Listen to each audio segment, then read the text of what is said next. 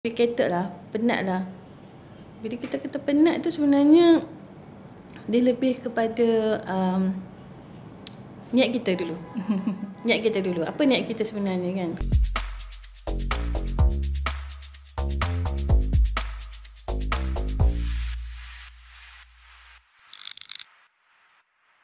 Alright, kita kembali semula dalam YM Podcast. Korang perasan tak benda yang baru dekat sini?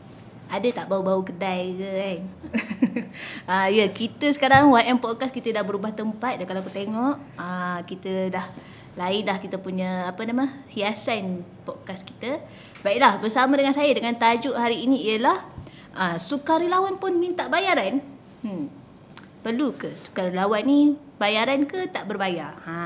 Baiklah, bersama dengan saya ni, sebelum saya perkenalkan diri dia, saya sebutkan dululah ciri-ciri dia.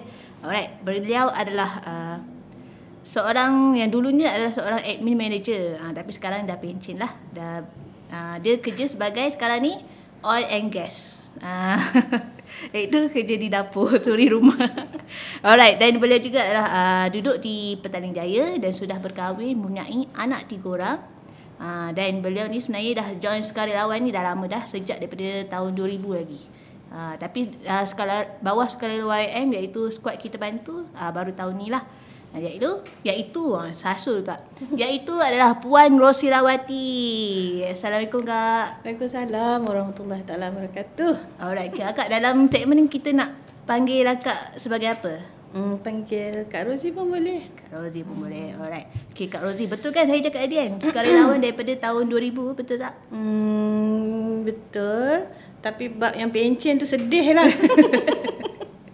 Tapi tak apa Kak, kerja baru. Oil and gas. Yes. Yang tu setuju. Alright, okay. Baiklah, kita terus kepada topik kita lah, iaitu sukarelawan pun perlukan bayaran. Okay, yang pertama sekali kita tanya, bolehkah Akak ceritakan macam mana mula-mula Akak boleh terlibat dengan sukarelawan? Bismillahirrahmanirrahim. Macam mana bermula? Okey, asal dia gini sebab masa zaman-zaman kerja dulu memang banyak terlibat dengan charity work, banyak event kat office yang kita kena jalankan kan. Bukan saja dekat admin tu, HR punya department lah, jaga 2 department tu. Lepas tu kita banyak terdedah dan kita dimestikan buat event CSR especially. So lepas tu dah terbiasa. Kita pun memang ada ramai adik-beradik yang kita ni, kegemaran kita ni berkumpul. So buat benda yang insyaAllah mudah-mudahan dapat bantu yang lain lah, macam tu. Lepas tu ada satu masa Akak ada tanya seorang kakak-akak, macam teringat lah nak buat yang official punya volunteer kan. Kita nak pergi dekat tempat yang besar, ada nama, nak tengok apa benda yang diorang buat. Sama tak, nak belajar? Sama tak apa yang kita buat sebelum ni? Lepas tu dia kata, try lah, dia cakap macam tu. So akak pun Google Yayasan Makfirah ni. Sebelum ni memang akak selalu tengok kat Facebook, dia lalu je. Dan pernah juga communicate dengan salah seorang staff Yayasan Makfirah YM untuk dapatkan peluang, actually tanya pada ustaz apa tak ingat. Kita tanya macam mana nak dapatkan bantuan untuk orang yang ada dari segi yang kesihatan ni lah. Macam mana nak ni kan. So Google instead of nampak yang itu, tengok ada macam satu lagi kolom dekat YM punya website. Dia kata ada situ sukarelawan. So dengan suka hatinya, happy sangat, ada okay, so klik kat situ, register. Immediately dalam tak sampai 24 jam, akak dapat satu SMS. Bukan SMS tau. Teruk sangat SMS tu, WhatsApp. Daripada Ustazah siapa? Syafawani. So itulah. Terus dia kata, puan nak join tak? Masa tu puan lah kan, formal sikit. Puan nak join tak? Kata nak. Cepatnya boleh dapat join kan? Dia kata kebetulan ada yang kosong dan kita memang tengah cari orang. So okay, try. So daripada situlah titik mulanya kenal ni YM ni. Kiranya dalam sukarelawan ni, kiranya YM ni adalah first company yang memang betul-betul bahagian sukarelawan lah. Ya. Okay, beruntung YM. Ya, rezeki yang sebenarnya beruntungnya pada akak sendiri. Ya, betul juga. Allah bukakan jalan mudah untuk dapatkan info kat mana yang akak nak cari. Tu bila kita belajar sikit-sikit tengok balik website YM ni, memang tak sangka lah banyak aktiviti yang kita boleh buat kan. Okay, baik Kak. Bila akak dah join sukarelawan kan, akak rasa apa faedahnya menyertai sukarelawan? Sebab kadang ada orang kan macam, buat apa join sukarelawan ni kan, buat penat je kan. Jadi pada pandangan akak, apa faedahnya menyertai sukarelawan? Kalau nak ikutkan faedah dia, kalau nak cakap yang macam mana nak cakap dia tak nampak faedah dia dekat sini. Yang dekat sana nanti besok akan jadi dia punya ganjaran dia kat sana. So faedah yang sekarang ni macam akak ni apa tadi? Oil and gas CEO. CEO oil and gas. Faedah dia macam kita tak, bila ada waktu terluang tu kita boleh gunakan dengan benda-benda yang faedah lah, aktiviti yang faedah. So masa kita tu akan sentiasa terisi dengan benda yang bagus kan. Macam tu. Itu faedah dia. Nak cerita faedah banyak, tapi itulah, itu salah satu yang benda yang pada akak penting kan. Betul. Baiklah, selain itu apa peranan lah yang akak nampak, peranan sukarelawan ni? Mungkin ada orang dia macam belum tahu sukarelawan ni sebenarnya kerja dia apa kan. Jadi mungkin akak boleh terangkan sedikit apa peranan sukarelawan ni. Dia kena suka dan dia suka rela. Apa dia punya apa tadi function sukarelawan ni sendiri. Kita as a sukarelawan, niat kita tu untuk membantu, memudahkan untuk aktiviti yang bagus macam apa yang YM selalu buat ni untuk jadi lebih mudah. Kita pemudahkan kita yalah dengan cara membantu tu, aktiviti-aktiviti yang ada ni boleh jalankan dengan senang lah. Itu antara tugasan sukarelawan yang apa yang YM buat. Tapi sebenarnya dia lebih pada bukan macam YM kat YM sendiri. Sepanjang yang akak bercampur, dapat sama-sama, alhamdulillah ada aktiviti yang akak dapat join kan. Dia tak susah sangat pun. Dia banyak pada benda-benda yang seharian yang kita buat. Benda tu pun santai, cuma kita ikutlah apa yang tim kan, kita punya macam organizer dah apa aturkan. Tak semudah yang macam orang kata complicated lah, penat lah. Bila kita kata penat tu sebenarnya dia lebih kepada niat kita dulu. Niat kita dulu. Apa niat kita sebenarnya kan? Kalau kita buat dengan niat yang betul, benda tu insya-Allah akan jadi happy je. Hilanglah penat tu, tak ada masalah pun. Betul. Itu pada akak lah kan. Dan kebanyakan sukarelawan yang kat luar tu pun rasanya memang ada fikiran yang sama lah. Baiklah, akak ada macam sepanjang selain daripada dengan YM ni, mungkin dekat tempat office akak juga, apa cabaran yang akak hadapi sepanjang akak jadi sukarelawan? Cabaran bukan je dekat YM ke apa. Dalam hidup kita ni penuh dengan cabaran dan dugaan. Dia is a very normal thing. Tapi kalau nak cakap pasal cabaran, nak dapatkan apa kita panggil sukarelawan tu to get involved, itu agak mencabar. Nak dapatkan, nak tarik diorang nak masuk dalam grup kita. Sebab mungkin pendedahan tu kurang. Kita tak tahu, unless macam akak semula-mula awal tu kan akak kena Google dulu. Jadi bila dah dapat tahu tu baru ni lah, itu macam tu. So cabarannya untuk dapatkan orang yang betul-betul komitmen lah. Sebab sebenarnya saya pun terlibat juga dengan sukarelawan dah lama juga. Tapi memang kita nampak lah yang perbezaan sukarelawan dulu-dulu dengan sekarang. Kalau macam sekarang tu dia ada tapi dia kita kata dia tak sama, dia punya komitmen dia tu. Betul. Untuk buat sukarelawan tu tak sama dengan sukarelawan dulu-dulu. Betul. Kan dia punya keinginan dia, hati dia tu. Dia macam semangat dia pun berbeza lah agak. Betul kan. Yalah. Jadi saya nak tahu jugalah macam mana akak boleh, sebab nama pun sukarelawan kan. Dia suka dan rela. Jadi dia ada company yang kita bagi dia berbayar, ada company yang ada program yang kita tak berbayar kan. Jadi kita nak tahulah macam mana akak boleh bertahan untuk program sukarelawan yang tak berbayar ni. Balik pada kita punya niat yang asal tadi. Apa yang kita nak sebenarnya bila kita join, bila kita sign up dalam satu-satu yayasan tu, tak kira kat mana sekalipun, bila kita nak buat something yang bagus yang macam ni, apa yang kita harapkan. So kita punya niat. So kalau kita punya niat tu tak ada monetary punya sebab, kita terus saja buat secara ikhlas, so okey je, tak ada masalah. Itulah dia punya tak ada isu pun kalau nama pun sukarelawan. So ini lebih kepada hati kita lah.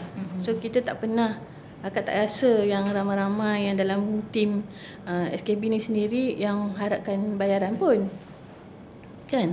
Tapi kami tak ada terpengaruh ke arah itu, insya-Allah. Mudah-mudahan. Amin. Mungkin pada pandangan akak lah, mungkin kita nak tahu sikit pandangan akak untuk sukarelawan yang mintakan bayaran ni. Apa pandangan akak untuk sukarelawan yang tak bayaran dengan orang kepada yang minta bayaran? Apa pendapat akak yang minta dengan yang tak minta? Yang tak minta tu kena tak tepilah, sebab kita faham dan tak ada isu nak kontrol dia kan. Yang minta ni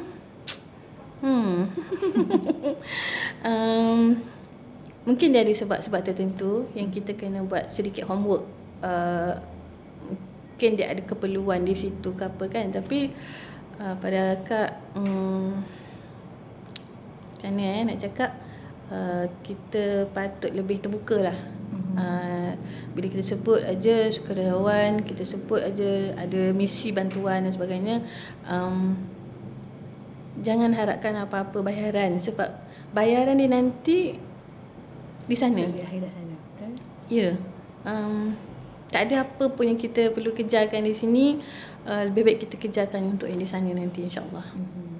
Betul-betul. Jadi kita nampaklah sebenarnya sukarelawan yang minta bayaran ni, kita bukan isu pun untuk dia minta bayaran, tapi kalau dia nak buat, mungkin pada pandangan dia minta bayaran ni adalah kerana sebab dia buat kerja. Jadi mungkin sukarelawan ni bukan dia punya bahagian lah untuk buat kerja part time. Kan betul tak Kak? Sebab kalau dia perlukan bayaran, jangan sukarelawan lah. Bukanlah kita menolak. Itu tak rela nama dia. Dia bukan sukarela, dia bukan suka dan rela. Dia tak suka dan tak rela. Dia tak suka dan tak rela. Dia macam mungkin kerana terpaksa. Macam rela paksa kan. Rela paksa. Macam mungkin kita faham lah dia nak bayaran tu mungkin untuk cover kehidupan dia kan, untuk perbelanjaan kehidupan dia. Sebab kita pun tahu kan sekarang ni kehidupan dah agak mencabar dan macam-macam perlu dibayar. Ya, betul. Dan harga makanan pun, barang keperluan kehidupan pun dah makin tinggi kan. Tapi untuk sukarelawan yang tiba-tiba saya pula yang bagi pandangan. tak apa ke dia? Boleh je memang. Sebenarnya sebegitu. Macam mana akak nak cakap dia macam tadilah, kita kena study balik kenapa yang dia nak minta yang bayaran tu. Mungkin macam dia nak, passion dia ada, tapi kemampuan dia tu datang untuk nak travel. Ni contohlah akak ni YM ada buat satu aktiviti, akak base dekat PJ tadi kan. Tapi aktiviti ni di Kuantan contoh. YM kata okey boleh pergi, siapa nak pergi boleh, tapi dia punya, kita hanya bagi sekian untuk menampung tu. Tapi orang yang nak pergi ni tadi nak sangat pergi, nak sangat join, nak sangat berasa macam mana jenis bantuan yang diorang sediakan apa, tapi kekurangan dia, kekangan dia ada kat situ. So mungkin daripada situ dia tanya on unofficial, dia tanya boleh tak kalau kita dapat duit sikit untuk duit minyak apa. Yang macam tu lah mungkin. Tapi kalau yang betul-betul demand untuk yang ni kan, okey, kita orang nak nanti YM letak at least 200. Macam tu rasanya tak apalah, terima kasih banyak lah kan. Macam tu. Betul. Kan? Mungkin ada dia punya, kita kena study balik lah kenapa dia minta, apa sal yang perlukan sampai sebegitu, jumlah yang sebegitu yang dia perlukan. Betul.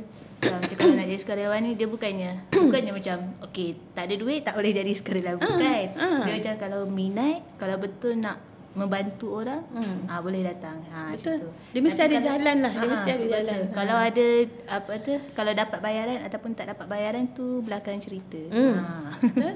Betul. Tapi rasanya ada je kalau akak boleh share dengan ini,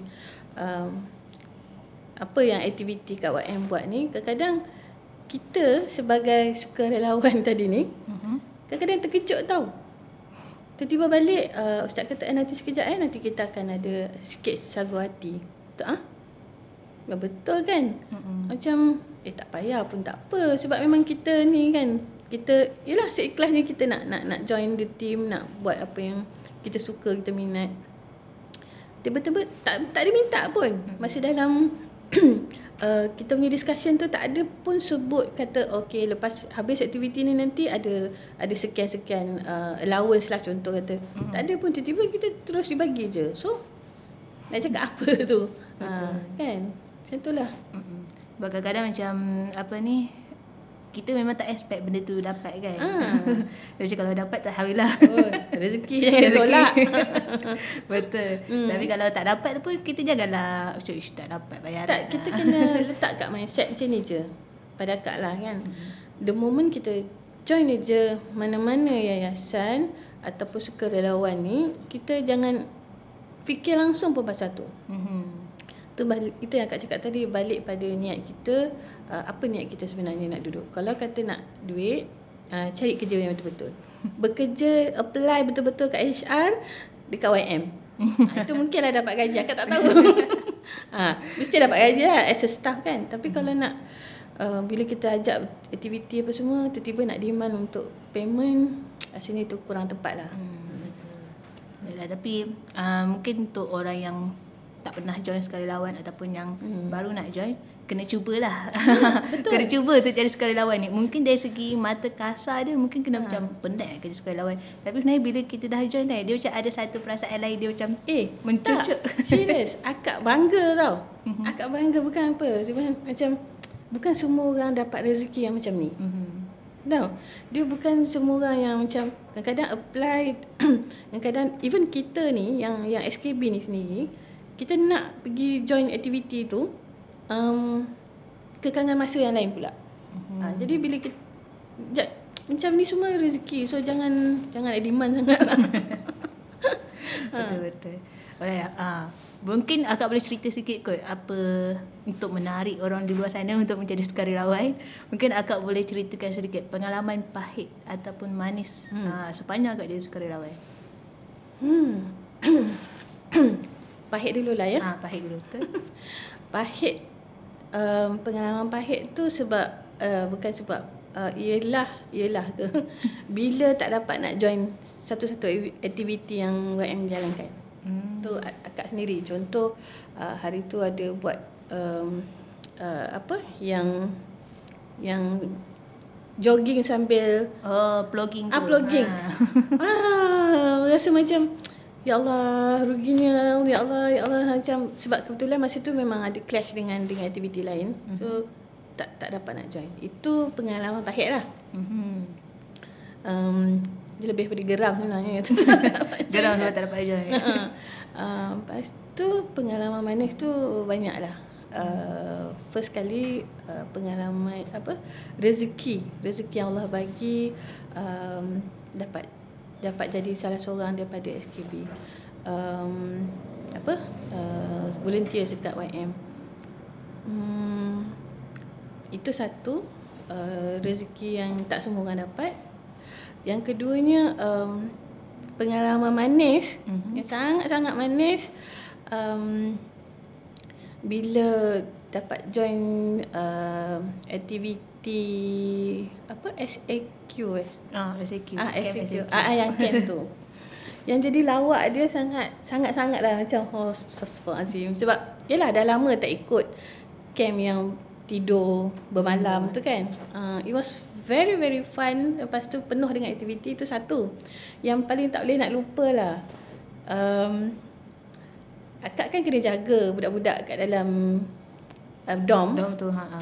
Kebetulan akak punya handphone tak ada bateri. Sebab yelah duduk kat dalam dorm, mana ada plug. Tak boleh nak charge handphone. Selain daripada alasan lah ni kan. Lepas tu akak terlelap. Jenuh lah orang duk ketuk pintu. Budak-budak ni dah penat. So diorang pun ni lah, tengok macam mana nak agak dengar orang bunyi jalan. Okey lambat lagi ni kot. Lepas tu ketuk pintu. Ada orang ketuk pintu. Ketuk pintu. Cakap siapa ni lah? Cakap okey dah siap. Nak siap. Jerit panggil budak-budak. Bangun semua. Macam tu kan. Lepas tu akak kita orang siap lah. Tak siap lagi. Ini orang yang lain semua dah dekat surau. Dah tunggu ni. Grup kita orang je tak sampai-sampai lagi. Lepas tu tiba-tiba dengar suara lelaki pula ketuk pintu. Bangun, keluar cepat. Tengok sikit. Ya ustaz. Nanti sekejap ustaz. Keluar. Semua kena keluar. Bertergabur lah. Keluar dah budak-budak tu ada yang tak mandi, tak gosok gigi, keluar. Lepas tu cakap ustaz tanya, kenapa korang lambat? Semua diam. Lepas tu dia orang pandang belakang. Pandang akak lah tu. Allah tu. Budak-budak bertuah ni kenapa pandang aku pula? Sebab dia orang mengharapkan akak kejutkan. Rupanya akak pun sama. Itulah. Ustaz itulah yang punca. Lepas tu dia orang, tak apa Ustaz Badrul. Itu budak-budak. Garang Ustaz Badrul ni. Ya. Nak roboh bangunan tu.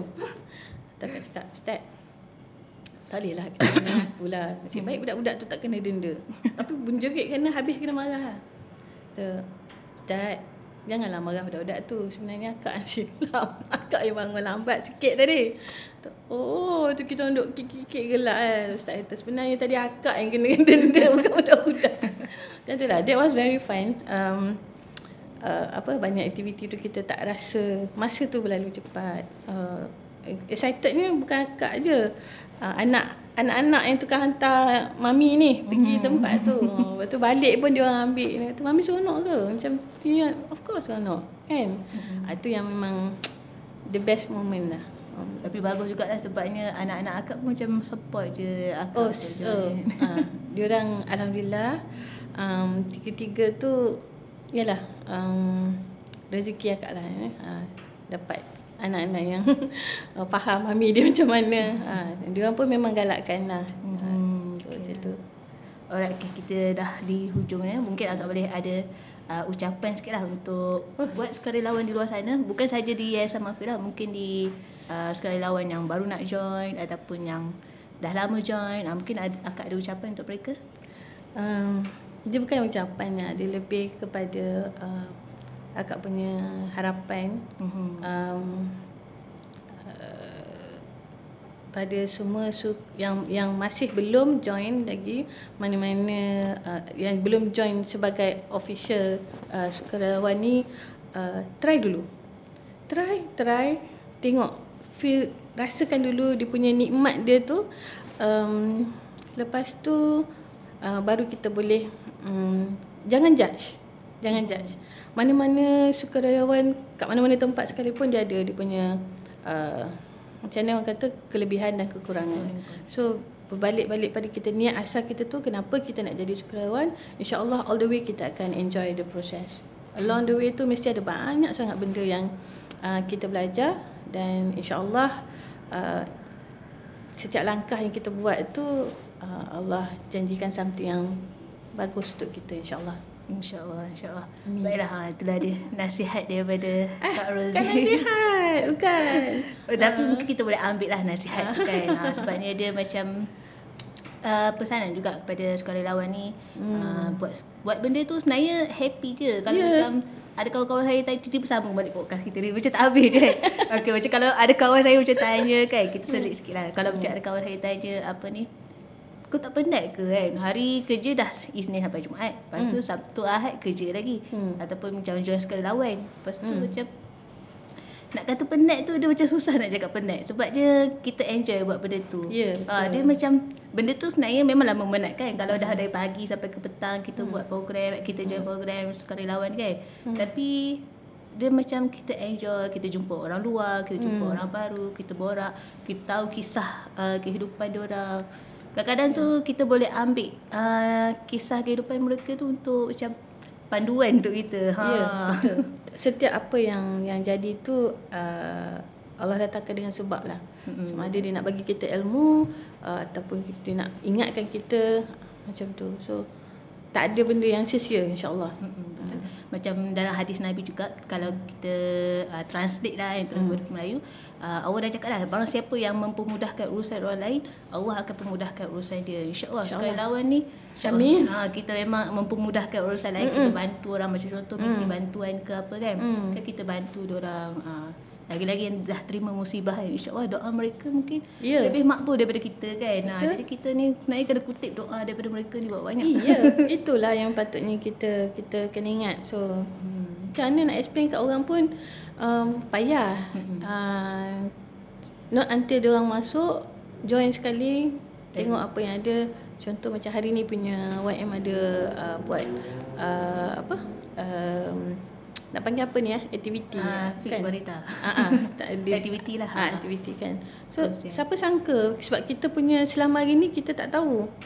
Baru hari ni kita tahu, sebab baru hari ni kita datang majlis ilmu kan. Dia takkan jadi sia-sia. So sama juga dengan jadi sukarelawan ni, kalau kita datang, duduk, bantu, join sekali the team, insya-Allah kita akan dapat sesuatu daripada tu. Betul. Baiklah, jadi mungkin anda buat penonton di luar sana mungkin boleh fikir-fikirlah dan renung-renungkanlah. Sukarelawan perlu bayaran? Mungkin boleh fikirkan. Dan jangan lupa untuk terus menonton YM Podcast yang semestinya santai, contemporary dan berhikmah. Sekian sahaja daripada saya. Assalamualaikum warahmatullahi wabarakatuh. Waalaikumsalam.